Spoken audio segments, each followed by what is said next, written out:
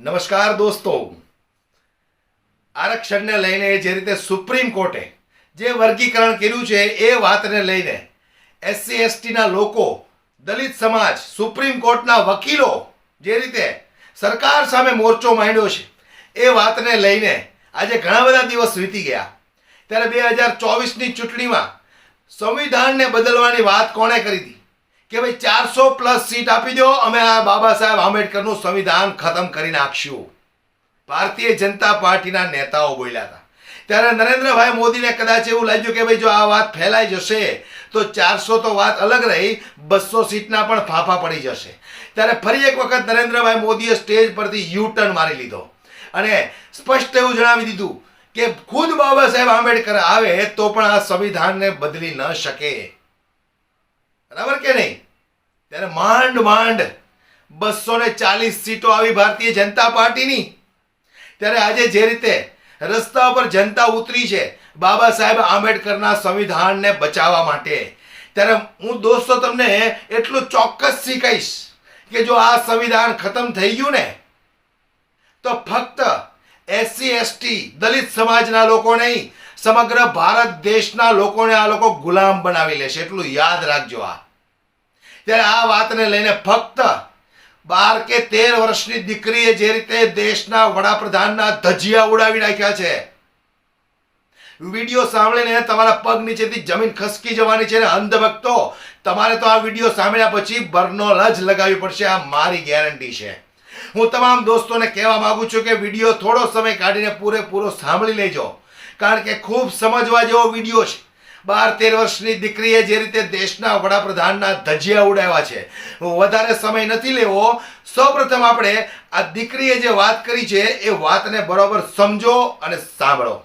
गुलाम बनाने की कोशिश चल रही है, ये हम लोगों को बांटने का काम चल रहा है. ये बाबा साहब जी ने हमारे लिए आरक्षण इतनी मुश्किल से लाए हैं और जो आरक्षण हमारे लिए ये लोग वो उसको खत्म करना चाहते हैं पूरी तरीके से. संविधान को बदल देना चाहिए, मतलब कि हमारे पूरे अधिकार खत्म हो जाएंगे. ये वो पागल लोग हैं जो अपने हक अधिकार अपने मुंह से ही, अपने पैरों पे, अपने आप से ही कुल्हाड़ी मरवा रहे हैं. पाखंडवाद हमें कुछ भी नहीं देगा. बाबा साहब जी की जो 22 प्रतिज्ञाएं आपको उन पर चलना है. जब तक आप बाबा साहब जी की 22 प्रतिज्ञाओं पे नहीं चलोगे तब तक आप कुछ भी नहीं कर सकते हो. वो हमारे हक अधिकार खत्म करना चाह रहे हैं, लेकिन हमें जानना होगा, हमें पढ़ना होगा कि हमारे साथ हो क्या रहा है, हमें कहाँ पर उलझाया जा रहा है. आज ये चाय वाला भी जो प्रधानमंत्री बना बैठा है ना, वो हमारे बाबा साहब जी की देन है, बाबा साहब जी की संविधान की देन है. संविधान मिटाने की भी बात कर रहे हैं, कल को तुम्हें भी खत्म कर देंगे, गरीबों को भी खत्म कर देंगे. भारत हमारे साथ जातिवाद भेदभाव होता था, छुआछूत होता था, हमें पानी पीने से रोका जाता था. तभी कहाँ गए थे भगवान? तो बोल दो रही हूँ, आज कहाँ गया भगवान? जब बहनों के साथ बलात्कार होता है तब कहाँ जाता है भगवान? यही तो बात है ना. हम दलितों को शुरू से ही छुपाया गया है, दबाया गया है. देखिए, वोट के समय हम हिंदू होते हैं और जब हमारे साथ बलात्कार या कोई घटना होती है तब हम दलित अछूत हो जाते हैं. आज जो ये हिंदू बोलते कट्टर हिंदू है, हम कट्टर हिंदू, उन्होंने आज तक गौमूत्र नहीं पिया होगा लेकिन बोलते फिरते हैं कि गौमूत्र पियो, वो पियो, ये पियो. सुप्रीम कोर्ट से जो एससी एसटी के आरक्षण का वर्गीकरण करने का जो फैसला आया है, ये हम लोगों को बांटने का काम कर रहा है. ये बस सुनने में अच्छा लग रहा है. इसमें कुछ लोग हैं जो उनका समर्थन कर रहे हैं, लेकिन ये पूरी तरीके से गलत कर रहे हैं क्योंकि उनको समझ में नहीं आ रहा है. इस टाइम ये लोग जो कर रहे हैं हमारे साथ, ये बस हमें सिर्फ और सिर्फ बांटने का काम कर रहे हैं. लेकिन हमें 11 सितंबर को दिल्ली में एक साथ जुट होकर इसके खिलाफ प्रदर्शन करना है, आंदोलन करना है. तो आप सभी तैयार हो जाए कि हमें 11 सितंबर को वहाँ पर पहुँचना है दिल्ली में. लेकिन भारत बंद हुआ इस पूरे मामले को लेकर, लेकिन सरकार की तरफ से कोई प्रतिक्रिया नहीं आई है. कोई नहीं, 11 सितंबर को हम उनको उनके घुटने पे झुकाएंगे, देख लेंगे उस दिन. जनता ही तो देखेगी ना, जो देखेगी. जनता के साथ हो रहा है जो हो रहा है, तो हम 11 सितंबर को वहाँ पहुँचेंगे, एक साथ रहेंगे और वहाँ पर देखेंगे जो होगा. लेकिन एक समाज है जो मिठाई बांटा है, खुश हुआ है इस डिसीजन को लेकर, क्योंकि उनको समझ में नहीं आ रहा है. इसलिए सबसे बड़ी बात ये है ना, मैंने अभी भी बोला कि ये सुनने में अच्छा लग रहा है सिर्फ और सिर्फ. कह रहे हैं कि हमको भी अधिकार मिलेंगे उस सदियों से. वो जो नहीं नहीं नहीं नहीं, ये गलत सोच रहे हैं. उनको बस सुनने में अच्छा लग रहा है. मैंने आपको पहले ही कहा और मैं अभी भी कह रही हूँ, नौकरी का क्या फायदा जब हमें आरक्षण ही नहीं मिलेगा. आप एक चीज ये बताइए, मैं भी तो हूँ, मेरे को क्या आरक्षण नहीं मिलेगा? आरक्षण नहीं मिलेगा मतलब कि मेरे को नौकरी नहीं मिलेगी, नौकरी नहीं मिलेगा मतलब कि मेरे पास पैसे नहीं होंगे, पैसे नहीं होंगे मतलब मेरे पास खाने को नहीं होगा, खाने को नहीं होगा तो मैं बिल्कुल पीछे रह जाऊंगी, और पीछे रह जाऊंगी तो मैं तो हमारा समाज बिल्कुल पीछे रह जाएगा और हम लोग मर जाएंगे, इनकी गुलामी करेंगे.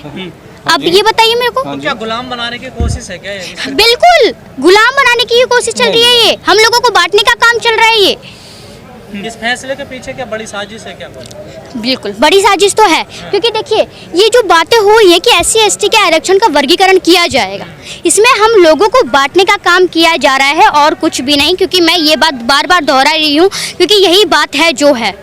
आप नहीं चाहते जो गरीब जातियां हैं जिनको लाभ नहीं मिला आरक्षण का वो भी आगे आए, ऊपर उठे? हम नहीं कह रहे, हम कह रहे सबको इक्वल मिले। ऐसा क्यों कि हम लोगों को आरक्षण, जिनको आरक्षण मिल चुका है अब उनको नहीं मिलेगा? हम कह रहे सबको इक्वल मिले। हम लोगों के खिलाफ जो जा रही हैं वो वही हैं जिनको समझ नहीं आ रहा है। क्या भेदभाव छुआछूत कम हो गई देश में अब? नहीं नहीं, बिल्कुल भी नहीं हुई है, बिल्कुल भी नहीं हुई है। तो फिर ऐसी बातें क्यों कर रहे हैं लोग? फिर ऐसी मांग क्यों कर रहे हैं कि आर्थिक आधार का होना चाहिए? उनको समझ ही नहीं आ रहा है ना, सबसे बड़ी बात यही है ना। तो इसके पीछे कौन लोग हैं? आखिर कौन लोग हैं जो ऐसी बातें कर रहे हैं? ये वही लोग हैं जो मनुवादी सोच वाले व्यक्ति सुप्रीम कोर्ट में बैठे हैं, वो लोग बातें कर रहे हैं। बीजेपी के एक नेता कहते थे कि आरक्षण को हम ऐसा कर देंगे कि वो रहे ना रहे उसका कोई मतलब नहीं बचे। क्या उसी तरफ ये लोग चल रहे हैं अब? बिल्कुल उसी तरफ चल रहे हैं। ये बाबा साहब जी ने हमारे लिए आरक्षण इतनी मुश्किल से लाए हैं, और जो आरक्षण हमारे लिए ये लोग वो उसको खत्म करना चाहते हैं पूरी तरीके से। लेकिन दलित समाज भी दो भागों में बट गया ना, दिक्कत तो ये है ना। तो यही तो बात है ना, आज का जो ये प्रोग्राम भी रखा हुआ है ना, भाईचारा सम्मेलन, हम सबको एक होना है। क्योंकि जब तक हम लोग एक नहीं होंगे तब तक हम कुछ भी नहीं कर सकते। 21 तारीख को जो बंद रहा उसमें क्या दिखा आपको, कितना असर पड़ा सरकार पे उसको? मुझे तो नहीं लगता है कि सरकार को कोई असर पड़ा है, लेकिन हाँ नुकसान तो उन्हें बहुत हुआ है। जब हमारे लोग अपने हक अधिकार के लिए आंदोलन करते हैं तो देखिए ये सरकार इतनी महान है कि वो उनको मारने का काम करती है, उनके ऊपर लाठी चार्ज करने का काम करती है।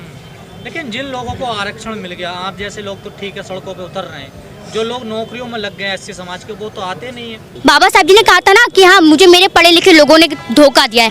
वो बात बाबा साहब जी ने इसलिए कही थी क्योंकि वो लोग, हम बाबा साहब जी जिनको बाहर पढ़ने के लिए भेजा था, वो लोग पढ़े लिख कर जब भारत में आए वो बड़ी बड़ी नौकरियों पे बड़े बड़े पदों पे बैठ गए थे, ना कि बाबा साहब जी के साथ उन्होंने साथ दिया था। इसलिए ये बात बाबा साहब जी ने कही थी कि हाँ मुझे मेरे पढ़े लिखे लोगों ने बहुत धोखा दिया है। कहा जा रहा है संविधान को बदल देना चाहिए। संविधान को बदल देना चाहिए मतलब कि हमारे पूरे अधिकार खत्म हो जाएंगे। ये वो पागल लोग हैं जो अपने हक अधिकार अपने मुंह से ही, अपने पैरों पे, अपने आप से ही कुल्हाड़ी मरवा रहे हैं। ये वो लोग कह रहे हैं। कथावाचक हैं, उनका बड़ा बोलबाला है आजकल देश में। यही तो अंधविश्वास फैला रहे हैं। ये लोग कहते हैं कि संपत्ति को छोड़ दो और खुद हम लोगों के पैसे लूट कर बाहर विदेशों में घूम रहे हैं, फरारी में घूम रहे हैं। लेकिन दलित समाज जो अभी भी पाखंडवाद में लिप्त है उसके लिए क्या कहना चाहोगे? यही तो बात है ना, ये पाखंडवाद हमें कुछ भी नहीं देगा। बाबा साहब जी की जो 22 प्रतिज्ञाएं, आपको उन पर चलना है। जब तक आप बाबा साहब जी की 22 प्रतिज्ञाओं पे नहीं चलोगे तब तक आप कुछ भी नहीं कर सकते हो। लेकिन 131 दलित सांसद हैं, 4000 विधायक है पूरे देश में, वो कोटे से चुने जाते हैं, वो सड़क पर क्यों ना इस मामले को लेकर? देखिए वो लोग कभी आएंगे नहीं सड़कों पे, सबसे बड़ी बात ये है, क्योंकि वो लोग हमें उलझाना चाह रहे हैं, वो हमारे हक अधिकार खत्म करना चाह रहे हैं। लेकिन हमें जानना होगा, हमें पढ़ना होगा कि हमारे साथ हो क्या रहा है, हमें कहाँ पर उलझाया जा रहा है। लेकिन मोदी जी कहते हैं मैं संविधान की वजह से प्रधानमंत्री बनाऊंगा, और वही व्यक्ति संविधान खत्म करना चाह रहे हैं। ये कौन सी बात है? वही व्यक्ति संविधान खत्म करना चाह रहे हैं। आज ये चाय वाला भी जो प्रधानमंत्री बना बैठा है ना, वो हमारे बाबा साहब जी की देन है, बाबा साहब जी की संविधान की देन है। लेकिन प्रतिमा हटा दी पुरानी संसद से तो उन्होंने आराम से। तो यही तो है ना, आज ये प्रतिमा हटा रहे हैं, कल को ये आज तो संविधान मिटाने की भी बात कर रहे हैं, कल को तो मैं भी खत्म कर देंगे, गरीबों को भी खत्म कर देंगे भारत से। आज लड़ तो रहा है ना, देखिए आपका, देखिए जागरूक भी हो रहा है, लड़ भी रहा है, आंदोलन भी कर रहा है, तो कुछ तो बदलाव हो रहा है ना। हाँ बदलाव तो हो रहा है, लेकिन हमें पूरी तरीके से जागना होगा, पूरे समाज में बदलाव करना होगा, ताकि हम ऐसी सरकार को प्रधानमंत्री के पद से हटा सकें। તો સમજવા જેવી વસ્તુ છે, ફક્ત આ પ્રશ્ન દલિત સમાજ માટે, ST/SC ના લોકો માટેનો નથી। જો બાબા સાહેબ આંબેડકરનું સંવિધાન ખતમ થઈ ગયું તો એટલું યાદ રાખજો કે મારે ને તમારે એક ગુલામી સિવાય બીજો કોઈ રસ્તો રહેવાનો નથી। માટે આ સંવિધાન ખતમ થયું તો ખેલ ખતમ, એટલું યાદ રાખજો તમે। વિડીયો વધુમાં વધુ શેર કરો, દરેક લોકો સુધી આ વિડીયોને પહોંચાડો। પસંદ આવ્યો હોય તો લાઈક શેર કરવાનો દોસ્તો ભૂલશો નહીં। નમસ્કાર।